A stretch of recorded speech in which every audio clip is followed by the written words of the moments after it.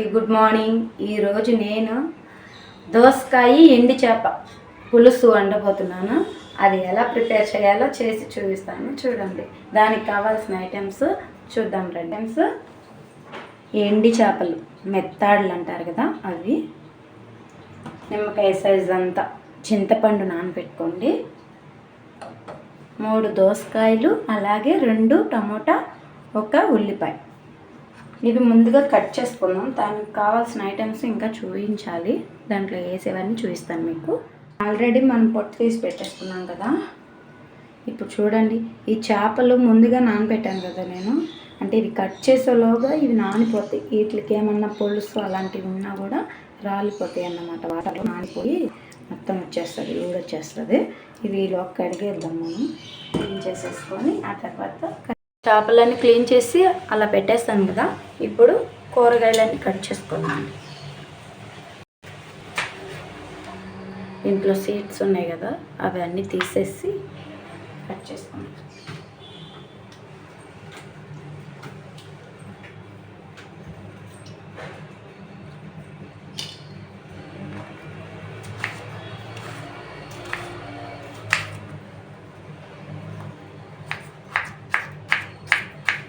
ఇలా పెద్ద పీసులుగా కొంచెం కట్ చేసి దీంట్లో వేసేయండి. మొత్తం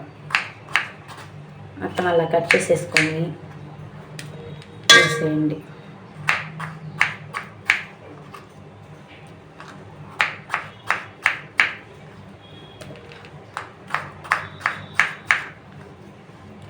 మొత్తం ఇలాగే కట్ చేసేసుకొని వేసేద్దాం. ఇవన్నీ కట్ చేసేసుకున్నాం కదా, చూడండి.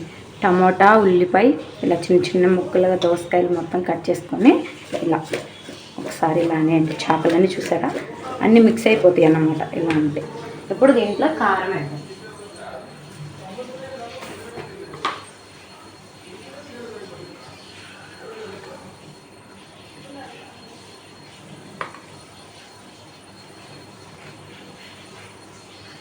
రెండున్నర స్పూన్ కారం వేసుకోండి.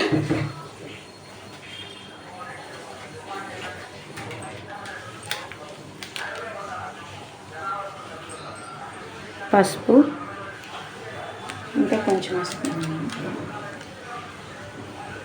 1 స్పూన్ వేసుకోండి, పెద్ద స్పూన్. అలాగే దీంట్లోనే కళ్ళు. చేపలు చప్పిడివి కదా, అంటే ఉప్పు లేనివి కదా, అందుకని నేను కూర సరిపోయినంత వేసుకుంటున్నాను. సరిపోతే లాస్ట్ వేసుకుంటాను. ఆయిల్,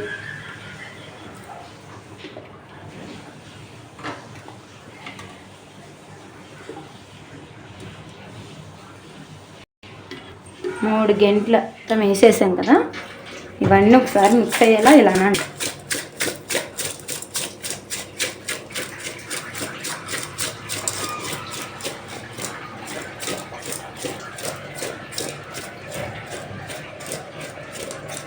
చూసారా ఎలా మిక్స్ అయిపోయినాయి మొత్తం. ఇప్పుడు దీంట్లో వాటర్ వేద్దాం.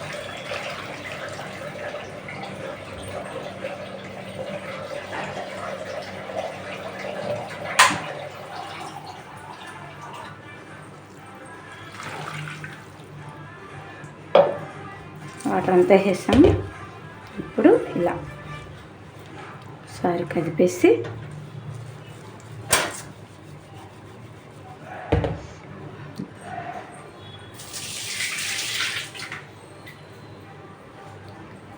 ఓకే, మొత్తం అయిపోయింది కదా. ఇంకా గ్యాస్ మీద పెట్టేద్దాం. మనం గ్యాస్ మీద పెట్టేసేసి ఒక 20 నిమిషాలు అలా వదిలేయండి. మొత్తం కర్రీ అంతా రెడీ అయిపోయింది. కర్రీ మొత్తం రెడీ అయిపోయింది. ఓకేనా? ఒక 20 నిమిషాలు అలా పెట్టేసి మళ్ళీ వచ్చి చూద్దాం. కూర అలా ఉడుకుతుంది కదా. ఇప్పుడు మనం నానబెట్టుకున్నాం కదా ముందుగా చింతపండు గుజ్జంతా తీసి దీంట్లో పోసేద్దాం. చింతపండు పోయటం వల్ల కర్రీ అంతా దగ్గరికి కూడుకొని, అంటే పులుసులాగా తయారైపోతుంది అన్నమాట.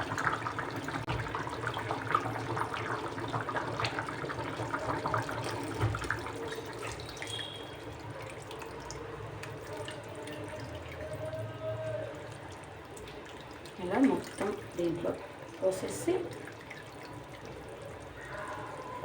ఇంకొక 10 నిమిషాలు ఇలా పెట్టేదండి. కర్రీ రెడీ అయిపోతుంది. ఎంతవరకు వచ్చిందో కర్రీ చూద్దాం. ఇందాకే పులుసు పోసాం కదా మనం. చూడండి ఎలా ఉడుకుతుందో కర్రీ. ఒక్కసారి మీరు చూపిస్తాను, చూడండి. సరే, దోసకాయ మొత్తం ఉడికిపోయింది, చిక్కబడిపోయింది. ఇంకా దించేస్తున్నాను దీన్ని. నేను గ్యాస్ కట్టేద్దాం. ఉప్పు ఎంత సరిపోయిందో లేదో చూద్దండి.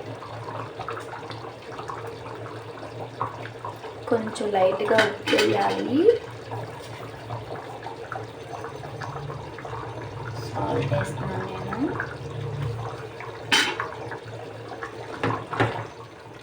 సాల్ట్ వేసిన కదా కలిపేద్దాం.